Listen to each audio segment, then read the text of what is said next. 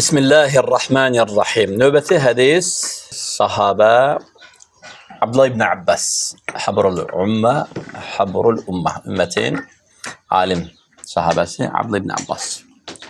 Buyurur ki, Allah Resulü sallallahu aleyhi ve sellem'den belə eşitdim. Ələ uxbirukum binisaikum min əhlil cənnə.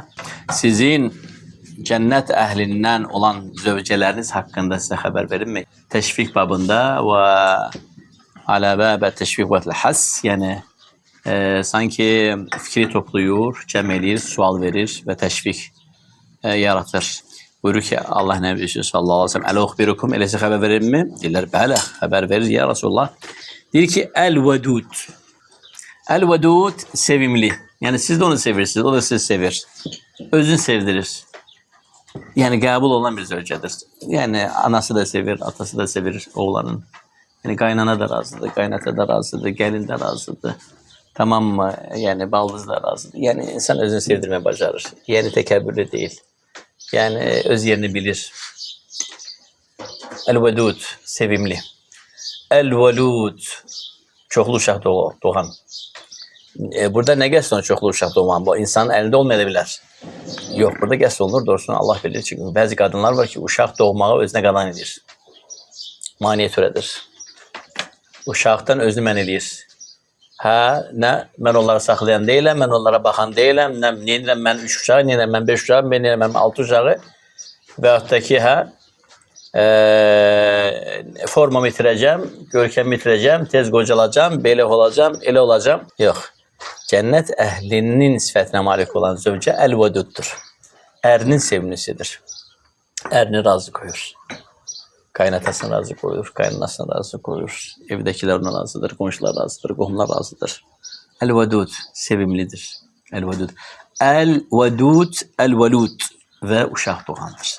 Yani mani türetmir. Halk arasında ne deyirlər? Allah'tan gelen bir paydır. Allah Teala verdi, kurban olun. Tamam. Ama insan görsen maniye türedir. Koymur. Hədd koyur.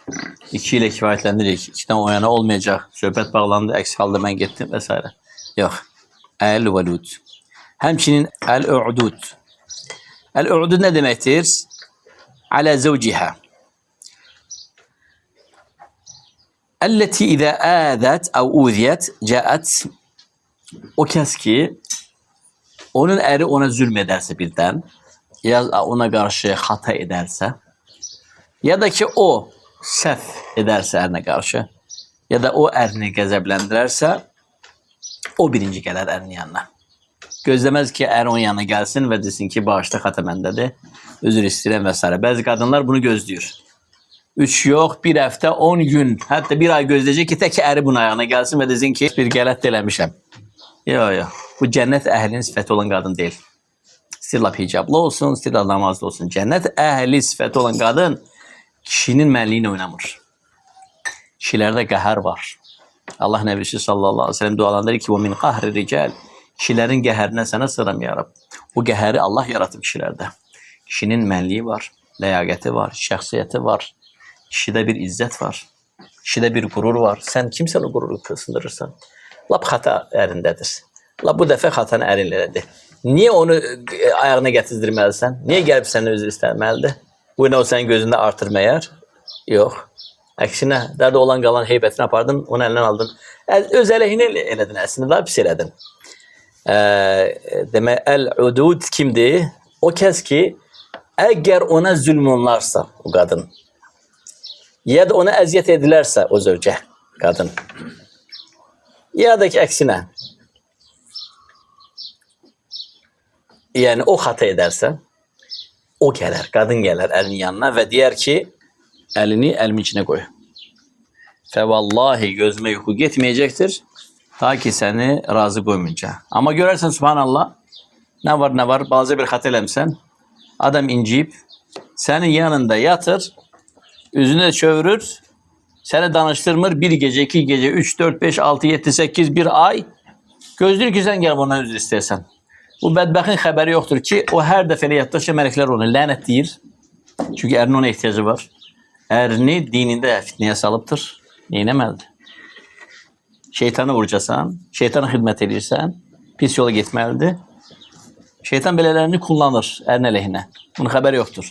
O bilmir ki, hər gecə hələ yatda şərinin yanında danışdırmadan onu, ondan üzr istəmədən, onu könlünə almadan, ona barışıq üçün birinci gəlmədən mələklər onu lənətləyir. Yəni bu nədir? Digər rivayətdə gəlir ki, Əl-Hurul-İn, cənnət huriləri səmadan boylar deyərlər ki, ey kəniz, unutma ki, o sənin yanında əmanətdir.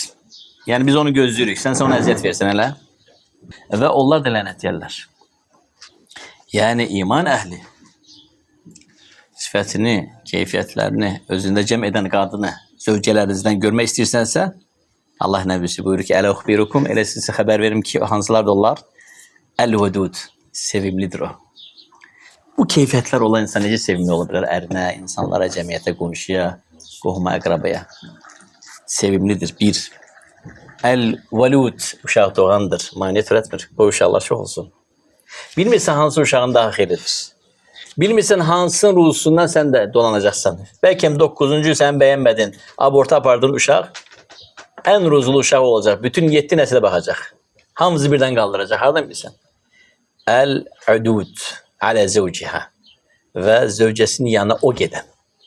Barışıq üçün o birinci iqdam edən. O birinci zövcənin, yəni ərin yanına gələn, baxmayaraq ki, ona zülm edilmişdi qadına. Baxmayaraq ki, onun xətrinə dəymişdilər. Baxma ki, xata onun ərindəydi, amma o gələr. Və ha vaxt gələr, birinci gün hadisənin isti vaxtında, həmin gecə zövcə incimi şəkildə yatağını ona ayıranda, ya da ki, yatağına girəndə gələr ona deyər, oyadar ona və deyər ki, and olsun Allaha. Gözümə yuxu getməyəcəkdir. Əlini əlim içinə qoy, ta ki səni razı qoymayacaq. Və bu bizim zövcələrdən cənnət əhlinin sifətini özündə cəm etmiş zövcədir. Allah Subhanahu taala onlara da güc qüvvət versin. Şeytana urucu olmasınlar. Biz də təbii ki nöqsan sahibiyik. Amma biz də onları dərk eləməlidirlər və bizim qürurumuzla oynamamalıdırlar. Çünki onlar bunu edərlərsə uşaqların da, ailənin də heç kimin də yanında hörmətiniz qalmaz. İşin heybəti var. O heybət qorunması tələb olunur. Hədə və sallallahu və səllim alə nəbinə Muhammed və alə alihi və sahbihi ecmaîn.